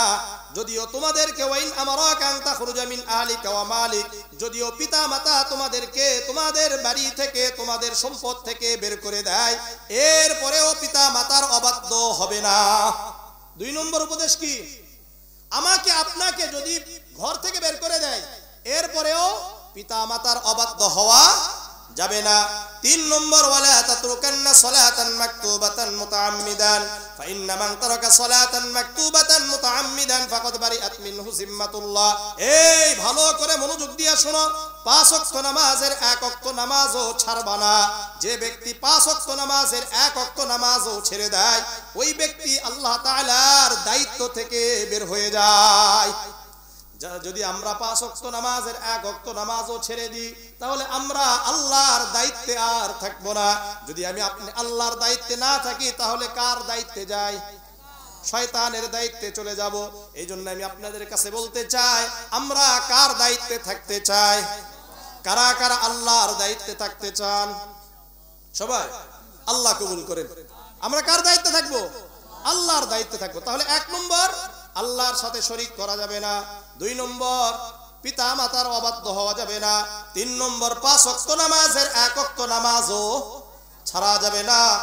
4 নম্বর, ওয়ালা তাশরাবান্না খামরান ফাইন্নাহু রাসু কুল্লি ফাহিশা, মদ পান করবা না, কেননা মদ সকল প্রকার অশ্লীলতা খারাপের মূল। আছে কি নাই? 5 নম্বর, ওয়াইয়াকা ওয়াল মাসিয়া ফাইন্না বিল মাসিয়াতি হাল্লা সাখাতুল্লাহি আযজা ওয়া জাল্লা। এই মনোযোগ দিয়ে শুনেন, ভালো করে মনোযোগ দিয়ে শুনেন। আল্লাহর রাসূল বলেন, এই শোনো শোনো, গুনাহ থেকে বেঁচে থাকো, কেননা গুনাহের কারণে আল্লাহ তাআলার আযাব আর শাস্তি অবতীর্ণ হয়। আজকে যত আমাদের সমস্যাগুলো আমাদের গুনাহের কারণে হচ্ছে। কাদের গুনাহ? আমার, আপনার, সবার। কয় নম্বর গেল? 5। 6 নম্বর, ওয়াইয়াকা ওয়াল ফিরার মিনাজ সাহাব, যুদ্ধের ময়দান থেকে পলায়ন করবা না। যুদ্ধের ময়দান থেকে পলায়ন করা যাবে না। যদিও সকল মুজাহিদ শহীদ হয়ে যায়, এরপরেও যুদ্ধের ময়দান থেকে পলায়ন করা যাবে না। যেমন নাকি আমাদের ছাত্র জনতা শত শত ভাই মারা যাওয়ার পরেও, ছাত্র মারা যাওয়ার পরেও, এরপরেও রাজপথ ছাড়ে নাই। আল্লাহ রাব্বুল আলামিন বিজয় দান করেছেন, কি করেন নাই? ঠিক তেমনি ভাবে যখনই আমাদের জিহাদ হবে, আগামীতে যদি ভারতের সাথে আমাদের জিহাদ হয়, যুদ্ধ হয়, তাহলে ইনশাআল্লাহ কারা কারা সামনের কাতারে থাকতে রাজি আছেন? রাজি আছেন তো ইনশাআল্লাহ? আল্লাহ আমাদেরকে কবুল করেন। যুদ্ধের ময়দান থেকে পলায়ন করা যায় না। কয় নম্বর? 6। 7 নম্বর, ওয়াইদা আসাবান নাস মাউতুন ওয়া আনতা ফীহিম ফাসবুত, কোন এলাকায় যদি মহামারী দেখা যায়, ওই এলাকায় যদি তুমি থাকো, তাহলে ওখান থেকে বের হবা না। লকডাউন কি? মহামারী হলে লকডাউন হচ্ছে কিনা? এখন আমি আপনাদের কাছে প্রশ্ন করতে যাই, যুবকেরা বলেন, লকডাউনের আবিষ্কারক কে? Europe, America? আপনি বলেন। লকডাউনের প্রবক্তা কে? আমার এই কথার দ্বারা বুঝলেন কি? লকডাউনের প্রবক্তা কে বলেন? কথা বলতে বুঝে নাই? বুঝে নাই? বাংলাদেশ সরকার। আসেন আপনি বলেন, এদিক থেকে বলেন। এই যে আমি একটা হাদিস বললাম, এই হাদিস কি গত বছরের না 14.5 বছর আগে? 14.5 বছরের আগের একটা হাদিস আমি বলছি। রাসূল বললেন, এই যে এলাকায় মহামারী হবে, ওই এলাকায় যদি তুমি থাকো, তাহলে বের হবে না। তাহলে লকডাউনের আবিষ্কারক কে হলো? বাংলাদেশ, ইউরোপ, আমেরিকা না রাসূলুল্লাহ? এটাই বলতে পারেন না, তাহলে কি মনোযোগ দিয়ে শুনেন? কোন বলেন আপনারা? আমি একটা হাদিস শোনাচ্ছি, এটা তো আমার কথা না। আমি আপনাদেরকে হাদিস শোনাচ্ছি। এখানে আমি বলছি ওয়াইদা আসাবান নাস মাউতুন ওয়া আনতা ফীহিম ফাসবুত, কোন এলাকায় যদি মহামারী হয় ওই এলাকায় যদি তুমি থাকো তাহলে বের হবে না। এটা লকডাউন না? তাহলে এটার প্রবক্তা কে হলো? রাসূলুল্লাহ না? না ইউরোপ আমেরিকা না বাংলাদেশ? কে বলেন? মুখস্থ হইছে এটা? এখন বলেন লকডাউনের আবিষ্কারক কে? রাসূল। লকডাউনের প্রবক্তা কে? মনে থাকবে? কয় নম্বর? 7। ওয়াইদা আসাবান নাস মাউতুন ওয়া আনতা ফীহিম ফাসবুত। এরপরে 8 নম্বর ওয়ানফিক আলা ইয়ালিকা মিন তাওলিক, যথাসাধ্য পরিবারের উপর খরচ করো, কৃপণতা করা যাবে না। আর 9 নম্বর ওয়ালা তারফা আনহুম আসাকা আদাবান, সন্তানদের উপর হতে শাসনের লাঠি সরানো যাবে না। আর 10 নম্বর ওয়াখিফহুম ফিল্লাহ, সর্বদা সন্তানদেরকে আল্লাহর ভয় দেখাইতে থাকো। তাহলে 10টা আমার সাথে আরেকবার বলেন। এই 10টা আমি বলার পরে যে বলতে পারবে তাকে আমি পুরস্কার দিব। 1 নম্বর আল্লাহর সাথে শরীক করবে না। 2 নম্বর পিতা মাতার অবাধ্য হবে না। 3 নম্বর 5 ওয়াক্ত নামাজের 1 ওয়াক্ত নামাজও ছাড়বে না। 4 নম্বর মদ পান করবে না। 5 নম্বর গুনাহের কাছাকাছি যাওয়া যাবে না। 6 নম্বর যুদ্ধের ময়দান থেকে পলায়ন করা যাবে না। আর 7 নম্বর কোন এলাকায় যদি মহামারী হয় ওই এলাকায় যদি আমরা থাকি তাহলে বের হতে পারবো না। 8 নম্বর বলেন যথাসাধ্য পরিবারের উপর খরচ করো। 9 নম্বর সন্তানের উপর থেকে শাসনের লাঠি হটানো যাবে না। 10 নম্বর ওয়াখিফহুম ফিল্লাহ, তোমরা সন্তানদেরকে আল্লাহর ভয় দেখাইতে থাকো। 10টা বলতে পারবেন এরকম কেউ আছেন? দুর্বল ছাত্র? আচ্ছা, মনে থাকবে, এরকম আলোচনা শুনলেই মনে থাকবে। আল্লাহ আমাদেরকে মনে রাখার তৌফিক দান করেন। তাহলে আমরা এই যে কিছু হাদিস শুনলাম, এই হাদিস থেকে কিন্তু আমাদের একটা মূল কথা চলে আসলো যে একমাত্র আমরা ইবাদত করব কার? আল্লাহর সাথে কাউকে শরীক করা যাবে না। এই কথাটা বোঝানোর জন্য আমি আপনাদেরকে কয়েকটা হাদিস শুনাইলাম যে আল্লাহর সাথে আমরা কখনোই শরীক করব না, একমাত্র ইবাদত করব কার? আল্লাহর ইবাদত করব। এটা বুঝে আসছে? দ্বিতীয় নাম্বার আল্লাহ রাব্বুল আলামিন বললেন ওয়াবিল ওয়ালিদাইনি ইহসানা, সূরা বনী ইসরাঈলের 23 নম্বর আয়াতে দুটি অংশ। 1 নম্বর আল্লাহর ইবাদতই করতে হবে। দ্বিতীয় নাম্বার উদ্দেশ্য হলো, দ্বিতীয় নাম্বার পয়েন্ট ওয়াবিল ওয়ালিদাইনি ইহসানা, পিতা মাতার সাথে ভালো আচরণ করো। কিসের সাথে? পিতা মাতার সাথে ভালো আচরণ করতে হবে। পিতা মাতার অবাধ্য হওয়ার কোনো সুযোগ নাই। এটা বুঝে আসছে? কিভাবে দেখেন, কয়েকটা আমি হাদিস বলি, আয়াত বলি, বুঝবেন। সহিহ বুখারীর 6871 নম্বর হাদিস, আন আনাস ইবনে মালিক রাদিয়াল্লাহু তাআলা আনহু قال قال رسول الله صلى الله عليه وسلم আকবারুল কাবায়ের, আল্লাহর রাসূল সাল্লাল্লাহু আলাইহি ওয়াসাল্লাম বলেন বড় বড় কবিরা গুনাহের মধ্যে 4টা বড় কবিরা গুনাহ আছে। কয়টা কবিরা গুনাহ? 4টা কবিরা গুনাহ। 1 নম্বর আল ইশরাকু বিল্লাহ, আল্লাহর সাথে শরীক করা, এটা কবিরা গুনাহ। 2 নম্বর ওয়াকাতলুন নাফসি, মানুষ হত্যা করা, এটা কবিরা গুনাহ। 3 নম্বর উকুকুল ওয়ালিদাইন, পিতা মাতার অবাধ্য হওয়া, এটা কবিরা গুনাহ। এটা কি গুনাহ? কবিরা গুনাহ। 4 নম্বর ওয়াকাউলুস জুর ওয়া ক্বালা শাহাদাতুজ জুর, মিথ্যা বলা অথবা মিথ্যা সাক্ষ্য দেওয়া, এটা কবিরা গুনাহ। তার বড় বড় কবিরা গুনাহ কয়টা? 4টা। 1 নম্বর আল্লাহর সাথে, 2 নম্বর মানুষ হত্যা করা, 3 নম্বর পিতা মাতার অবাধ্য হওয়া, 4 নম্বর মিথ্যা বলা অথবা মিথ্যা সাক্ষ্য দেওয়া। আপনাদের এলাকায় টাকা দিয়ে মিথ্যা সাক্ষ্য আছে কি নাই? তাহলে এটা কি কবিরা গুনাহ কি কবিরা গুনাহ না? মাথায় টুপি দিয়া মিথ্যা বলে, এরকম আছে কি নাই? দাড়ি রাখা মিথ্যা বলে, এরকম আছে কি নাই? আছে। এগুলো কবিরা গুনাহ কি কবিরা গুনাহ না? শুধু তাই নয়, এগুলো কবিরা গুনাহ। আল্লাহ আমাদেরকে এগুলো থেকে বেঁচে থাকার তৌফিক দান করেন। আরেকটা হাদিস বলি, শুনেন। জামিআ তিরমিজি 2210 নম্বর হাদিস, মনোযোগ দিয়ে শুনেন হাদিসটা, এটা আরো বেশি জরুরি। আপনাদের সমাজের সাথে এই হাদিসটা মিলাবেন।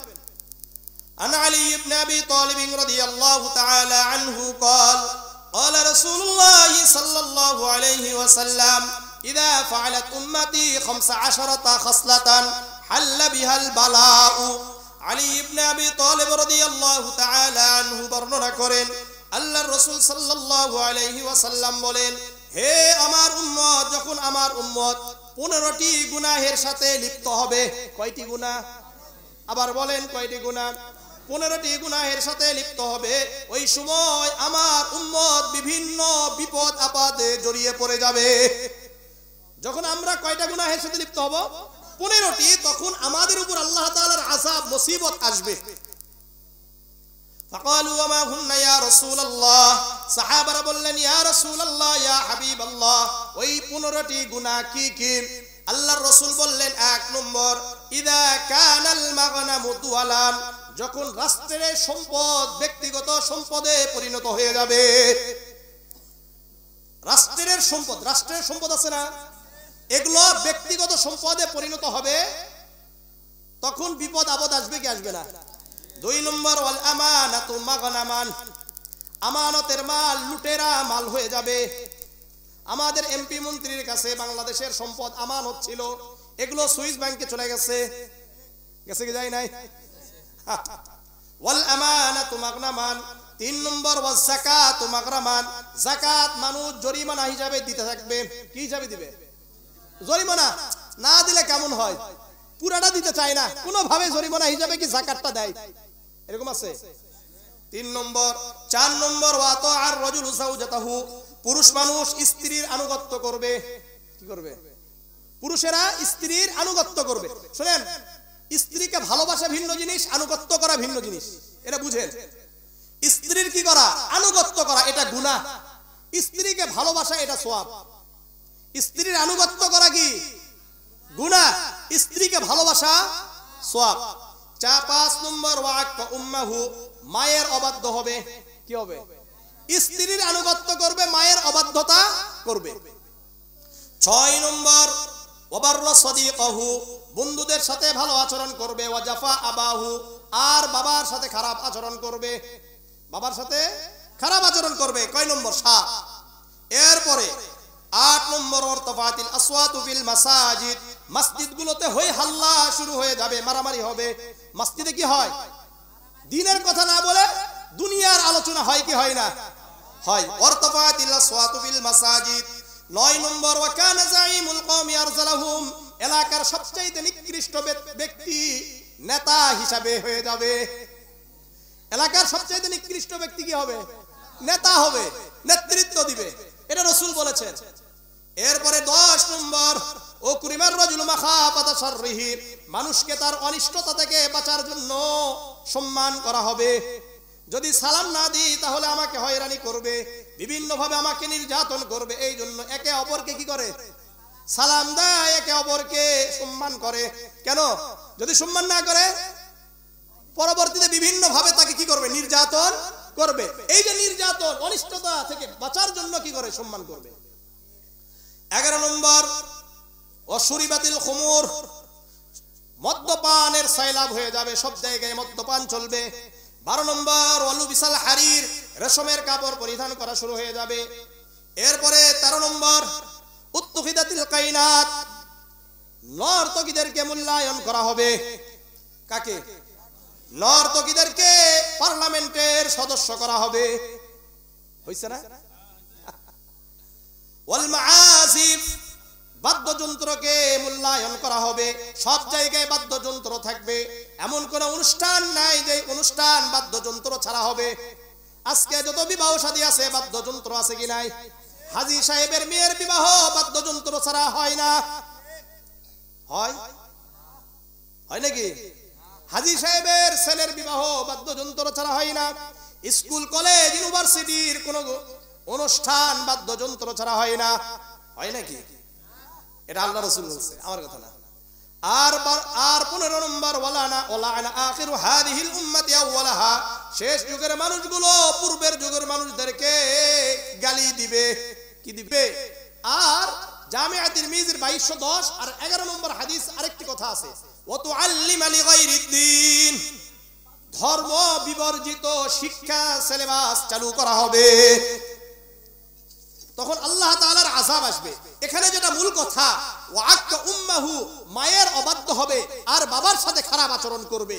এই যে যখন মায়ের অবাধ্য হবে, বাবার সাথে খারাপ আচরণ করবে, তখন আল্লাহ তাআলার আযাব আমাদের কাছে ধেয়ে আসবে। ফারতাকিবু ইনদা যালিকা রিহান হামরা খাসফান ওয়া মাসখান।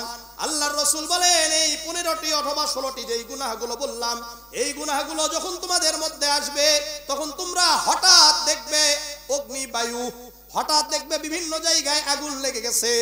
আগুন লাগে কি লাগে না? এর কোনো উৎস খুঁজে পাওয়া যায় না, কোথায় থেকে আগুন লাগলো। ওয়া খাসফান ওয়া মাসখান, ভূমিধস শুরু হয়ে যাবে। ভূমিধস বিভিন্ন জায়গায় আছে কি নাই? চেহারার বিকৃতি হবে। চেহারার কি হবে? বিকৃতি হবে। সুনানে নাসাই 2562 নম্বর হাদিস, আন সালিম ইবনে আব্দুল্লাহ আন আবিহি قال قال رسول الله صلى الله عليه وسلم ثلاثه لا ينظر الله عز وجل اليهم يوم القيامه। সালিম ইবনে আব্দুল্লাহ রাদিয়াল্লাহু তাআলা আনহু বর্ণনা করেন, আল্লাহর রাসূল বলেন, কিয়ামতের ময়দানে আল্লাহ রাব্বুল আলামিন 3 ব্যক্তির দিকে রহমতের দৃষ্টি দিবেন না। কয় ব্যক্তি? আবার বলেন, কয় ব্যক্তি? 3 ব্যক্তির দিকে আল্লাহ তাআলা রহমতের দৃষ্টি দিবেন না। তাহলে আল্লাহ তাআলার রহমতের দৃষ্টি যদি না দেয়, তাহলে সে জান্নাতীরা জাহান্নামী হয়ে যাবে। ওই 3 ব্যক্তি কে কে? 1 নম্বর আল আক্কু লিওয়ালিদাই, পিতা মাতার অবাধ্য সন্তানের দিকে আল্লাহ তাকাবেন না। পিতা মাতার অবাধ্য সন্তানের দিকে আল্লাহ তাআলা রহমতের দৃষ্টি দিবেন না। মনোযোগ দিয়ে ভালো করে বুঝেন, আমরা ভালো করে, বিশেষ করে যুবকরা শোনো।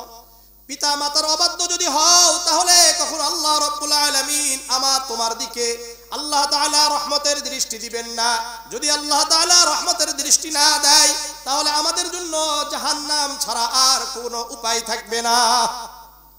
2 নম্বর, ওয়াল মারআতুল মুতারাজ্জিলাতু, যেই নারী হয়ে পুরুষের বেশভূষা ধারণ করে। এরকম কিছু নারী আছে কি নাই? কি করে?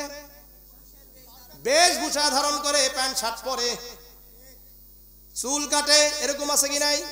আবার কিছু পুরুষ আছে, নিজেকে পুরুষ রাখতে ভালো লাগে না, একটু একটু নারীদের মতো হতে চায়, ট্রান্সজেন্ডার আছে কি নাই?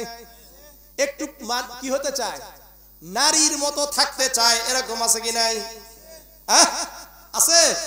এই যে এমন পুরুষ হয়ে নারীর বেশভূষা ধারণ করবে আর নারী হয়ে পুরুষের বেশভূষা ধারণ করবে, এদের দিকেও আল্লাহ তাকাবেন না।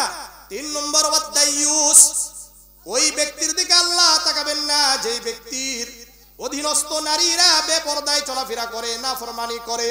উদাহরণস্বরূপ আমি ভালো করে বুঝাই আপনাদেরকে। আমি ইমাম, আমি আলেম, আমি বক্তা, আমি ভালো ভালো কথা বলছি, অনেক বড় হুজুর, কিন্তু আমার অধীনস্থ আমার স্ত্রী আছে, আমার অধীনস্থ আমার কন্যা, আমার মেয়ে আছে, আমার অধীনস্থ আমার বোন আছে, আমার অধীনস্থ আমার বাবা নাই, আমার মা চলে আসছে। কয়টা? 4 জন। হয়তো মা অধীনস্থ থাকবে, অথবা স্ত্রী অধীনস্থ থাকবে, বোন অধীনস্থ থাকতে পারে, আবার কন্যা মেয়ে অধীনস্থ থাকতে পারে। এই 3 নারী আমার অধীনস্থ আছে। অধীনস্থ থাকার পরেও এই নারীরা কি করে না? পর্দা করে না, গুনাহের কাজে লিপ্ত হয়, আর আমি উদাসীন, আমার কিছু খবর নাই, আমার কোনো খবর নাই। আমাকে আল্লাহ রাসূল সাল্লাল্লাহু আলাইহি ওয়াসাল্লাম বলেন দাইয়ুস। আমি কে? আবার বলেন। তাহলে দাইয়ুস বুঝছেন সবাই? কি বলেন একটু? দাইয়ুস কে? যার অধীনস্থ নারীরা, বলেন, নারীরা বেপরদায় চলাফেরা করবে, গুনাহে লিপ্ত হবে, আর ওই পুরুষের কোনো কি নাই, এটা নিয়ে কোনো মাথা ব্যথা নাই। এরকম ব্যক্তির দিকেও আল্লাহ তাআলা তাকাবেন না। মনে থাকবে, ওয়াসালাসাতুল লা ইয়াদখুলুনাল জান্নাহ, 3 ব্যক্তি জান্নাতে প্রবেশ করবে না। আল আক্কু লিওয়ালিদাই, রাসূল বলেন যে পিতা মাতার অবাধ্য সন্তান, এর দিকে আল্লাহ, এই ব্যক্তি জান্নাতে প্রবেশ করবে না। ওয়াল মুদমিনু আলাল খামার, ওই ব্যক্তি জান্নাতে প্রবেশ করবে না যে মদ পানকারী, মদ পান করে। 3 নম্বর, ওয়াল মান্নানু বিমা আ'তা, ওই ব্যক্তিও জান্নাতে প্রবেশ করবে না যে ব্যক্তি মানুষকে দান করার পরে খোঁটা দেয়। এরকম অনেক আছে না যে খোঁটা দেয়। তাহলে এই হাদিস বলার মূল উদ্দেশ্য হলো, পিতা মাতার যদি অবাধ্য হই, আল্লাহ আমার দিকে তাকাবেন না, আল্লাহ আমার দিকে কি করবেন না? তাকাবেন না। এই হাদিসের সাথে আরেকটা হাদিস বলতে চাই। সুনানে নাসাই 2563 নম্বর হাদিস عن ابي ذر رضي الله تعالى عنه قال قال رسول الله صلى الله عليه وسلم ثلاثه لا يكلمهم الله ولا ينظر اليهم ولا يزكيهم ولهم عذاب اليم আবু যর রাদিয়াল্লাহু তাআলা আনহু বর্ণনা করেন আল্লাহর রাসূল সাল্লাল্লাহু আলাইহি ওয়াসাল্লাম বলেন কিয়ামতের ময়দানে তিন ব্যক্তির সাথে আল্লাহ কথা বলবেন না, তিন ব্যক্তির সাথে আল্লাহ তাআলা তাকাবেন না, তিন ব্যক্তিকে আল্লাহ তাআলা পরিশুদ্ধ করবে না, পরিশুদ্ধ করবে না। এদের জন্য আল্লাহ তাআলার পক্ষ থেকে যন্ত্রণাদায়ক শাস্তির ব্যবস্থা রয়েছে। فقال ابو ذر خابوا وخسروا خابوا وخسروا আবু যর রাদিয়াল্লাহু তাআলা আনহু বললেন তারা ধ্বংস হোক, তারা ক্ষতিগ্রস্ত হলো, তারা ধ্বংস হোক, তারা ক্ষতিগ্রস্ত হলো। আল্লাহর রাসূল বলেন এই তিনজন ব্যক্তি কে? এক নম্বর আল মুসবিলু ইজারাহু, যেই পুরুষ তার টাকনুর নিচে কাপড় রাখে। বলেন কি বললাম? আমাদের টাকনুর নিচে কাপড় আছে কি নাই? রাসূল বলেন নারীরা যেন টাকনু ঢাকে, এরা টাকনুর উপর কাপড় উঠায়, আর পুরুষকে বলে তোমরা টাকনুর উপর কাপড় উঠাও, আমরা টাকনুর নিচে কাপড় নামাই। আছে কি নাই? তাহলে যে ব্যক্তি টাকনুর নিচে কাপড় রাখবে আল্লাহ তার সাথে কথা বলবেন না, তার দিকে রহমতের দৃষ্টি দিবেন না, তাকে পরিশুদ্ধ করবেন না। আল্লাহর পক্ষ থেকে তার জন্য কি আছে? গজব আছে কি না? শাস্তি আছে কি নাই? আছে। আর আরেক নম্বর ওয়াল মুনফিকু সিলআতাহু বিল হালিফিল কাযিব, যেই দোকানদারগুলো মিথ্যা শপথ করে পণ্য বিক্রি করে, বলে যে এটা এত দামে কিনছি, আসলে এত দামে কিনে নাই। আছে কি নাই? হ্যাঁ, মিথ্যা শপথ করে করে কি বিক্রি করে? পণ্য বিক্রি করে। এরকম যারা করবে এদের দিকেও আল্লাহ তাকাবেন না, এদের সাথে কথা বলবেন না, এদেরকে পরিশুদ্ধ করবেন না। মনে থাকবে ওয়াল মান্নানু বিমা আ'তা, যারা খোটা দান করবে, মানুষকে দেওয়ার পরে খোটা দিবে, এদের দিকেও আল্লাহ তাকাবেন না। এইজন্য এগুলো থেকে বেঁচে থাকবো তো ইনশাআল্লাহ। কারা কারা বেঁচে থাকতে চান? সবাই তো ইনশাআল্লাহ। এইজন্য পিতামাতার খেদমত, পিতামাতার খেদমত করে, পিতামাতার সেবা করে আমাদেরকে জান্নাতের উপযুক্ত হতে হবে। কিসের উপযুক্ত? জান্নাতের উপযুক্ত। যারা পিতামাতাকে পাওয়ার পরেও, বৃদ্ধ অবস্থায় পাওয়ার পরেও পিতামাতার সেবা করে জান্নাতে যেতে পারলো না, এদের জন্য জিবরিল আলাইহিস সালাতু ওয়াস সালাম বদদুয়া করছে। সহিহ আত-তারগীবের 995 নম্বর হাদিস আন কাব ইবনে উজরা রাদিয়াল্লাহু তাআলা আনহু قال قال رسول الله صلى الله عليه وسلم احذروا المنبر। কাব ইবনে উজরা রাদিয়াল্লাহু তাআলা আনহু বর্ণনা করেন আল্লাহর রাসূল একদিন বললেন, হে আমার সাহাবীরা, মিম্বারের কাছাকাছি আসো। কি কি বলছে? আবার বলেন কি বলছে? এই মিম্বারের কাছাকাছি আসো। ফাহাজারনা, কাব ইবনে উজরা রাদিয়াল্লাহু তাআলা আনহু বললেন আমরা সবাই মিম্বারের কাছাকাছি আসলাম। কোথায় আসছে? ফালাম্মা ইরতাকা দারাজাতান ক্বালা আমিন, আল্লাহর রাসূল প্রথম সিঁড়িতে পা রেখে বললেন আমিন। ফালাম্মা ইরতাকা দারাজাতাস সানিয়াতা আমিন, আল্লাহর রাসূল দ্বিতীয় সিঁড়িতে পা রেখে বললেন আমিন। ফালাম্মা ইরতাকা দারাজাতাস সালিসাতা ক্বালা আমিন, আল্লাহর রাসূল তৃতীয় সিঁড়িতে পা রেখে বললেন আমিন। কয়টা সিঁড়ি? তিনটা সিঁড়ি। এখন আল্লাহর রাসূল খুতবা দিয়েছেন, বক্তব্য দিয়েছেন। ফালাম্মা নাযালা, বয়ান করার পরে আল্লাহর রাসূল যখন মিম্বার থেকে নামলেন, কুল্লা লাকাদ সামি'না মিনকাল ইয়াওমা শাইআন মা কুন্না নাসমাউহু ইয়া রাসূলুল্লাহ ইয়া হাবিবাল্লাহ, আজকে আপনার জবান থেকে যেই কথাগুলো শুনলাম, এর আগে কখনো আপনি আমিন আমিন বলেন না, আজকে প্রথম আমিন আমিন বলেছেন। এর কারণ কি? আল্লাহর রাসূল বললেন, হে আমার সাহাবীরা শুনো, ইন্না জিবরিল আরসালি বাউদা মান আদরাকা রমাদান ফালাম ইগফার লাহু, যখন আমি প্রথম সিঁড়িতে পা রাখলাম, জিবরিল আলাইহিস সালাতু ওয়াস সালাম বললেন, হে আল্লাহর রাসূল শুনেন, মনোযোগ দিয়া শুনেন, ওই ব্যক্তি ধ্বংস হয়ে যাক যে ব্যক্তি রমাদান মাস পাওয়ার পরেও গুনাহমুক্ত জীবন করতে পারলো না, এই ব্যক্তি ধ্বংস হয়ে যাক। বলতো আমিন, আমি বললাম আমিন। আল্লাহ জিবরিল আলাইহিস সালাতু ওয়াস সালাম যে দোয়া করলেন এটা কবুল করেন। আমিন মানে কি? আল্লাহুম্মা তাকাব্বালহু, আল্লাহ এটাকে কবুল করেন। হুজুর যখন দোয়া করে তখন আপনারা কি বলেন? কেন? আল্লাহ হুজুরের দোয়া কবুল করেন, আল্লাহ হুজুরের দোয়া কবুল করেন। ফালাম্মা রাকিতুস সানিয়াতা, যখন আমি দ্বিতীয় সিঁড়িতে পা রাখলাম, কোন সিঁড়ি? দ্বিতীয় সিঁড়িতে পা রাখলাম, জিবরিল আলাইহিস সালাতু ওয়াস সালাম বললেন, বাউদা লিমান যুকিরতা ইনদাহু ফালাম ইসাল্লি আলাইকা, যে ব্যক্তির সামনে আপনার নাম উচ্চারিত হয়েছে কিন্তু আপনার উপর দরুদ পাঠ করে নাই, এই ব্যক্তিও ধ্বংস হোক। কি বলছে? এই ব্যক্তিও ধ্বংস হোক। তাহলে নবীর নাম শুনলে কি বলতে হবে? সাল্লাল্লাহু আলাইহি ওয়াসাল্লাম, আল্লাহুম্মা সাল্লি আলা মুহাম্মাদ ওয়া সাল্লিম। ফালাম্মা রাকিতুস সালিসাতা, যখন আমি তৃতীয় সিঁড়িতে পা রাখলাম, জিবরিল আলাইহিস সালাতু ওয়াস সালাম বললেন, বাউদা মান আদরাকা বুয়াইহিল কিবার ইনদাহু আহাদাহুমা আও কিলাহুমা ফালাম ইদখিলাহুল জান্নাহ, যে ব্যক্তি পিতা মাতার উভয়কে বৃদ্ধ অবস্থায় পেয়েছে অথবা যে কোনো একজনকে বৃদ্ধ অবস্থায় পেয়ে তাদের খেদমত করে জান্নাতের উপযুক্ত হতে পারলো না, ওই ব্যক্তিও ধ্বংস হয়ে যাক। বলতো আমিন, আমি বললাম জিবরিলের এই কথাকেও আপনি কবুল করেন। তাহলে পিতা মাতাকে বৃদ্ধ অবস্থায় পাওয়ার পরে যদি তাদের খেদমত করতে না পারি, তাদের সেবা করার মাধ্যমে আমরা যদি জান্নাতের উপযুক্ত না হতে পারি, তাহলে আমাদের জন্য ধ্বংস অনিবার্য কি অনিবার্য নয়? তাহলে কারা কারা পিতা মাতার খেদমত করবেন? করবেন তো ইনশাআল্লাহ? সবাই করবেন? সবাই করবেন ইনশাআল্লাহ? হ্যাঁ বাবা, এটা আমার আপনার জন্য জান্নাতের দরজা। জামিআ তিরমিজির 1900 নম্বর হাদিস, عن أبي الدرداء رضي الله تعالى عنه قال قال رسول الله صلى الله عليه وسلم الوالد أوسط أبواب الجنة। আবু দারদা রাদিয়াল্লাহু তাআলা আনহু বর্ণনা করেন, আল্লাহর রাসূল সাল্লাল্লাহু আলাইহি ওয়াসাল্লাম বলেন, বাবা হলো জান্নাতের দরজা। বাবা হলো জান্নাতের দরজা। ফাইন শিতা বাজি যালিকাল বাবা ওয়াহফাজহু, তোমরা যদি চাও তাহলে এই দরজাকে ধ্বংস করে দাও, অথবা যদি তুমি চাও এই দরজাকে হেফাজত করো। যদি বাবা মার কথা শোনো, বাবার কথা শোনো, তাহলে এই দরজা ঠিক থাকবে, এই দরজা দিয়ে জান্নাতে যাওয়া যাবে। আর যদি পিতা মাতা বিশেষ করে বাবার অবাধ্য হয়, তাহলে এই জান্নাতের এই দরজা নষ্ট হয়ে যাবে। এই দরজা বন্ধ হয়ে যাওয়ার কারণে আমরা কিন্তু এই জান্নাতের দরজা দিয়ে যেতে পারবো না। এই জন্য বাবার খেদমত করবেন। বাবার অবাধ্য হবেন কারা কারা? হাত উঠান দেখি। বাবার অবাধ্য হব না এরকম কে কে আছে? সবাই। মায়ের খেদমত করবেন? কারা কারা করবেন? মায়ের কথা কয়বার বলছে? 3 বার।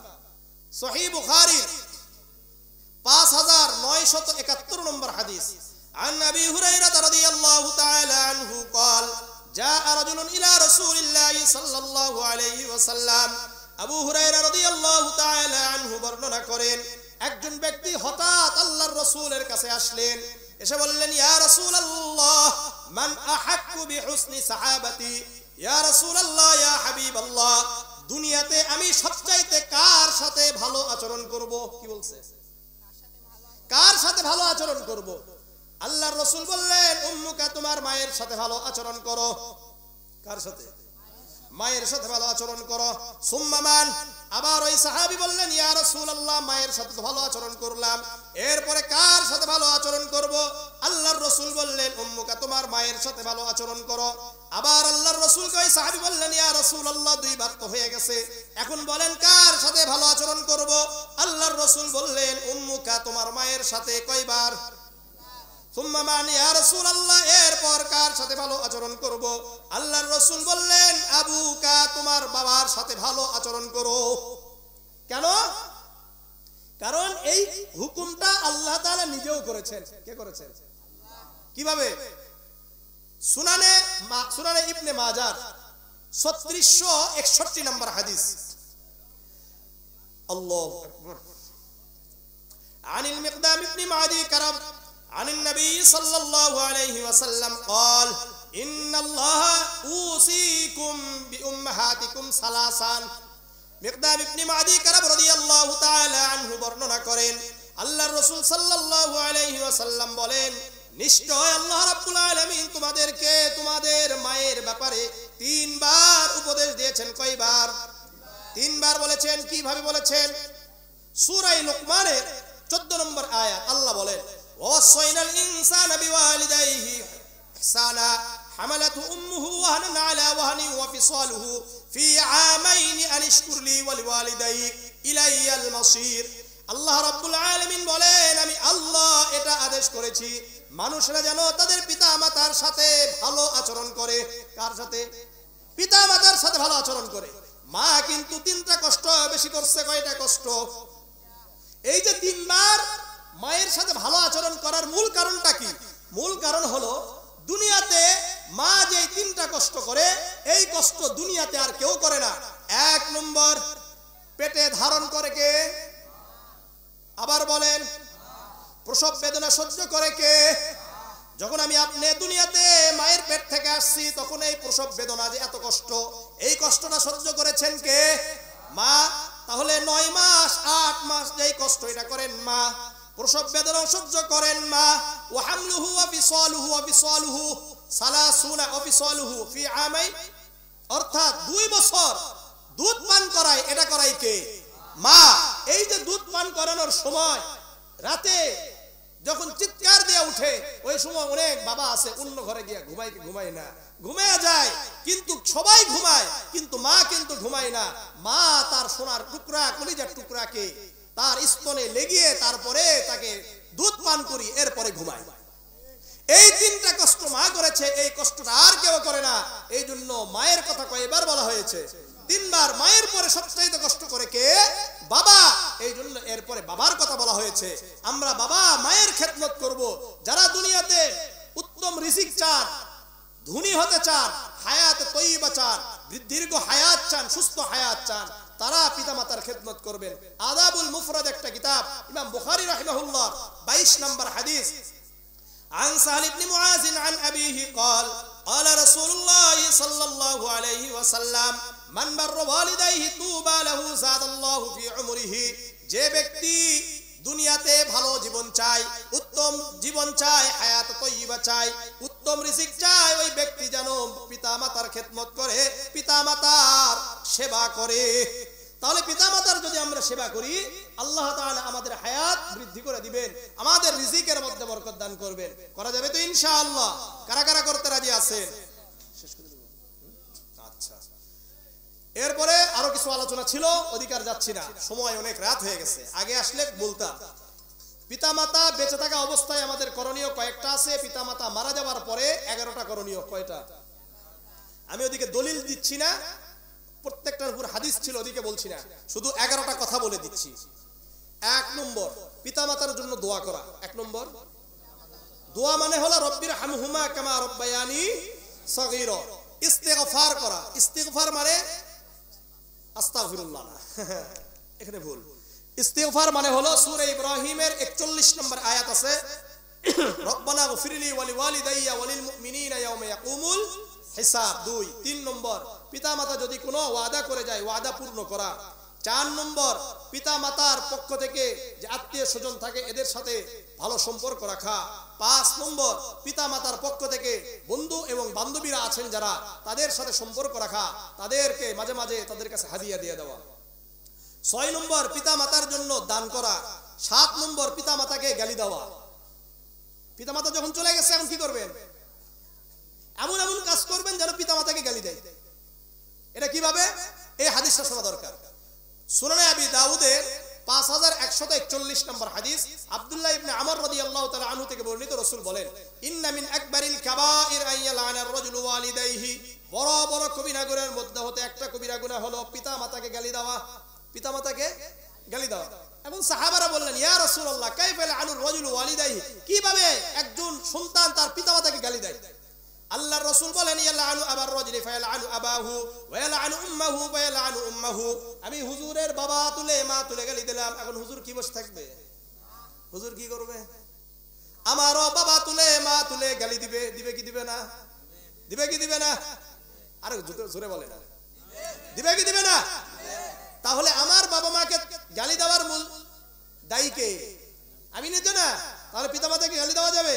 পিতামাতাকে গালি দেওয়া যাবে না। কয় নম্বর? 7। 8 নম্বর, পিতামাতা যদি মান্যত করে, এই মান্যত পূরণ করা। পিতামাতা বেঁচে থাকা অবস্থায় মান্যত পূরণ করে না, এই মান্যত পূরণ করা। এরপরে 9 নম্বর না, 9 নম্বর, যদি পিতামাতার রমাদানের রোজা কাজা থাকে, এই কাজাগুলো সন্তানরা আদায় করবে। বুঝে আসছে? 10 নম্বর, পিতামাতার উপর হজ ফরজ হয়ে থাকে, পিতামাতা যদি হজ না করে যায় তাহলে হজ আদায় করতে হবে। 11 নম্বর, পিতামাতার যদি ঋণ থাকে এই ঋণ পরিশোধ করতে হবে, এটা সন্তানের উপর দায়িত্ব। যদি না দায়িত্ব পালন করে, শেষ কথা বলছি, যারা বিশেষ করে এই যে ঋণ পরিশোধ করে না, আপনার বাবা যত বড়ই হুজুর হোক না কেন, আপনার বাবার রূহ ঝুলন্ত অবস্থায় থাকবে, জান্নাতে যাওয়া পারবে না। জামিআ তিরমিজির 1078 নম্বর হাদিস, এটা আবু হুরায়রা রাদিয়াল্লাহু তাআলা আনহু থেকে বর্ণিত। রাসূল বলেন, নাফসুল মুমিনি মুআল্লাকাতুন বিদাইনিহি হাত্তা ইয়াকযা আনহু। মুমিনের নফস, মুমিনের রূহ এটা ঝুলন্ত অবস্থায় থাকবে যতক্ষণ পর্যন্ত তার পক্ষ থেকে হাত্তা তুকযা আনহু, তার পক্ষ থেকে ঋণ পরিশোধ করা হবে না। তাহলে পরিশোধ করা দরকার। আল্লাহ আমাদের সবাইকে তৌফিক দান করেন। আমাদের মা বোনেরা 4টা কাজ করলে জান্নাতে যাবে। কয়টা? সহিহ ইবনে হিব্বানের 4163 নম্বর হাদিস, আবু হুরায়রা রাদিয়াল্লাহু তাআলা আনহু থেকে বর্ণিত। আল্লাহ রাসূল বলেন, ইদা সাল্লাতিল মারআতু খামসাহা, যে নারী 5 ওয়াক্ত নামাজ পড়বে, ওয়া সামাত শাহরাহা, রমাদানের রোজা রাখবে, ওয়া হাসানাত ফারজাহা, পূর্ণাঙ্গ ভাবে কি করবে? পর্দা করবে, যৌনাঙ্গের হেফাজত করবে, ওয়া আতাআত যাওজাহা, স্বামীর আনুগত্য করবে, ইলা লাহা উদখুলিল জান্নাতা মিন আইয়ি আবওয়াবিল জান্নাতি। রাসূল বলেন, ওই নারীকে বলা হবে জান্নাতের 8টি দরজা তোমার জন্য খুলে দেওয়া হলো, যেই দরজা দিয়ে ইচ্ছে তুমি ওই দরজা দিয়ে জান্নাতে প্রবেশ করো। আল্লাহ আমাদের সবাইকে কবুল করেন। মনে আছে তাহলে? জাযাকাল্লাহ। এগুলো হলো মুসল্লি, এগুলো হলো শ্রোতা, নাহলে খালি গল্প গুজব শোনা দূর। মাশাআল্লাহ, আল্লাহ কবুল করেন। দুটো আমল বলি। জামিআ তিরমিজির 3575 নম্বর হাদিস, আন আব্দুল্লাহ ইবনে খুবাইব রাদিয়াল্লাহু তাআলা আনহু قال خرجنا في ليلة مطيرة وظلمة شديدة। আব্দুল্লাহ ইবনে খুবাইব রাদিয়াল্লাহু তাআলা আনহু বলেন, একদিন আমরা বৃষ্টিময় রাত্রি, অন্ধকার রাত্রিতে বের হলাম। নাতলুবু রাসূলুল্লাহ সাল্লাল্লাহু আলাইহি ওয়াসাল্লাম, আল্লাহর রাসূলের খোঁজে। ইউসাল্লি লানা, আল্লাহর রাসূল আমাদেরকে নামাজ পড়াবে। আল্লাহর রাসূলকে আমরা পেয়ে গেলাম, নামাজ আদায় হয়ে গেল। এখন আল্লাহর রাসূল বললেন, উল বলো। কি বলছে? উল বলো।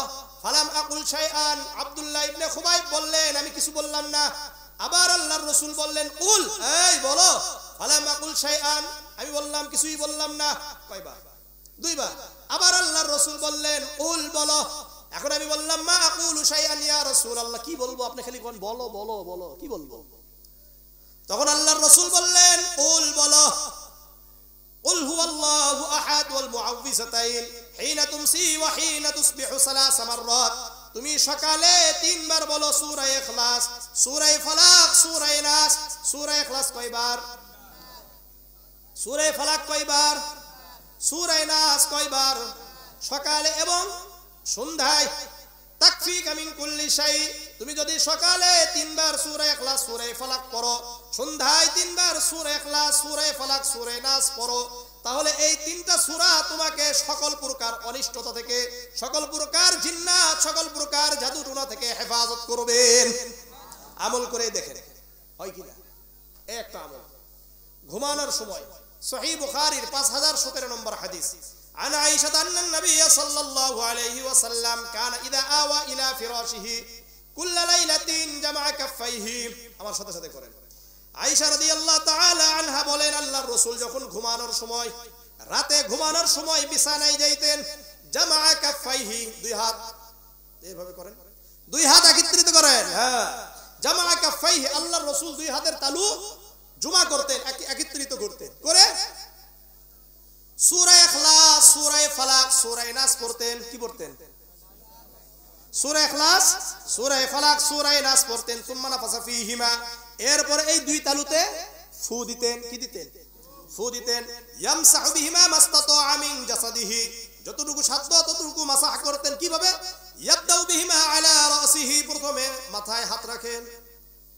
ফু দিছেন, ফু দেওয়ার পরে কোথায় রাখলেন? মাথা, মাথায় হাত, এরপরে চেহারা, ওয়ামা আকবালা মিন জাসাদিহি, সামনের অংশ, শরীরের পিছনের কিন্তু অংশ না। কিন্তু আমরা অনেকে কি করি?